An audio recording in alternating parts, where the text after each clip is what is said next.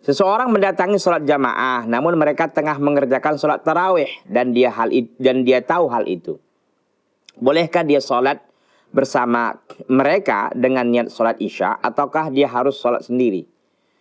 Jadi kasusnya ini begini, umpama seseorang yang terlambat, ya terlambat dari rumah, qadarullah, bukan mereka, dia mendapatkan jamaah itu bukan sedang sholat isya, tapi sudah sholat tarawih, terlambat umpamanya.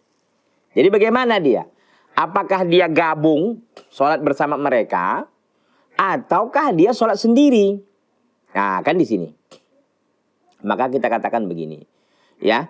Kalau dia memang mau sendiri, tafaddal, dia nggak masalah dia sendiri, karena ini kan sholat sunnah, dia mereka lakukan taraweh dia sendiri, nggak masalah. Itu pilihan pertama, boleh saja dia sendiri, ya. Yang kedua, boleh dia bergabung dengan itu. Boleh dia bergabung dengan jamaah tadi. Jamaah yang sedang melaksanakan sholat tarawih. Gitu. Dalilnya mana Pak Ustaz? Dalilnya adalah hadis riwayat Al-Imam Al-Bukhari dan Muslim. Tentang Mu'ad bin Jabal. Ya. Adalah Mu'ad bin Jabal ini. Mu'ad bin Jabal. Kana shalla ma'an Nabi sallallahu alaihi wasallam. Dia sholat bersama Nabi Isya. Thumma dhahaba ila qaumihi liya ummahum. Kemudian dia pergi ke mana? Ke kaumnya untuk jadi imam. Nah, para ulama mencoba ya untuk menarik kesimpulan ataupun memberikan istimbat dari hadis ini. Mereka mengatakan bagi Mu'ad ini kan hukum sholatnya ini sunnah. Kenapa? Karena dia mengulang sholat isya. I'adatus sholah namanya. Mengulang sholat isya. Bagi dia hukumnya sunnah. Boleh nggak dilakukan? Boleh. 2 kali sholatnya umpamanya. Tapi satu wajib, satu hukumnya sudah sunnah. Ketika Mu'ad bersama Nabi, tentu Mu'ad dalam keadaan sebagai makmum itu adalah wajib bagi dia kan. Ketika dia pulang kepada kaumnya dan dia mengimami mereka untuk sholat isya, maka itu hukumnya bagi dia adalah sunnat.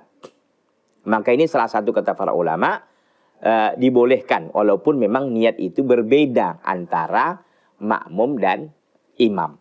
Seperti tadi kasusnya, ya. Jadi ketika dia sholat tarawih ditemukan, boleh dia sendiri satu pilihan. Pilihan berikutnya dia gabung bersama mereka. Gabung, lalu apa? Lalu dia sholat. Tentu kalau sholat tarawih kan yang paling terbaik dilakukan adalah masna-masna kan, 2 rakaat 2 rakaat. Nah, ketika dia ikut bersama mereka 2 rakaat, tentu imamnya salam, kan begitu. Nah, ketika dia salam, dia menambah 2 rakaat lagi. Untuk menggenapkan sholat isyaknya. Karena isyak berapa rakaat? 4 rakaat. 2 sudah dilakukan bersama imam, 2 lagi ditambahkannya. Boleh.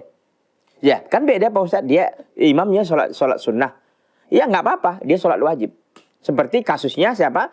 Kasusnya Mu'ad bin Jabal tadi. Mu'ad bin Jabal kan bagi dia itu sunnah.